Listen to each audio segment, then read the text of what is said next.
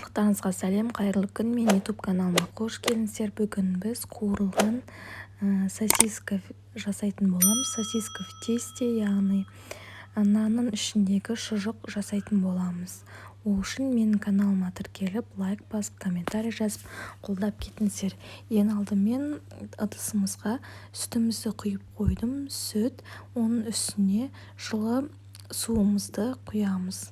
Барлығын жақсылап араластырып, оның үстінен 1 шай қасық тұзымызды саламыз.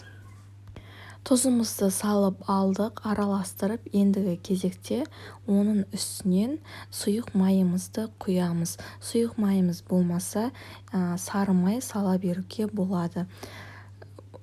Сұйық майымызды құйып болған соң аштығымызды саламыз. Аштығының үстінен майонезімізді саламыз. Майонез болмаса, қаймақ қоса беруге болады. Барлығын қосып болған соң жақсылап араластырып аламыз. Ішіндегі аштығымыз, майонезіміз толықтай ерігенше. Оның үстінен електен ұнымызды өткізіп саламыз. Міндетті түрде ұнды електен өткізу керек. Сол кезде қамырымыз жұмсақ болып әдемі көтеріледі. Міне қамырымызды біріктіріп илеп алдым. Енді кезекте жылы жерге 40 минутқа қойып қоямыз. Микроволновкаға қойсаңыздар тез ашитын болады. Міне қамырымыз көріп тұрғандарыңыздай есе көтеріліп әдемі болып ашып шықты. Енді мен шұжықтарымызды дайындап аламыз. Мендегі халал шұжық килограммдап сатылады.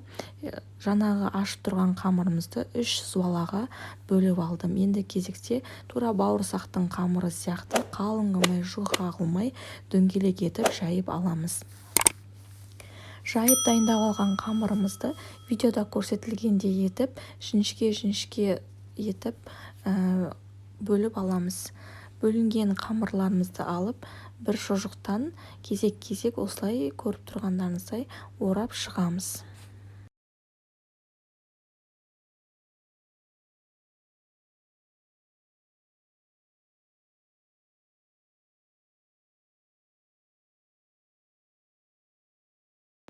Осылай барлығын кезек етіп орап аламыз. Орап дайындап болған соң барлығын қойып, бетін 20 минутқа, 10 минутқа жауып қоямыз. Ол уақытта біздің қазанымызды қыздырып, майымызды қызып қалады. Енді қызып тұрған майымыздың үстіне осылай шұжықтарымызды салып, біртіндеп 2 шеті қызарғанша пісіріп аламыз. Менің каналыма тіркелмеген болсаңыздар, міндетті түрде тіркеліп, лайк басып, комментарий жазып, қолдап кетіңіздер. Ішін бәрі толықтай піседі, шикі болып қалмайды. Міндетті түрде жасап көріңіздер.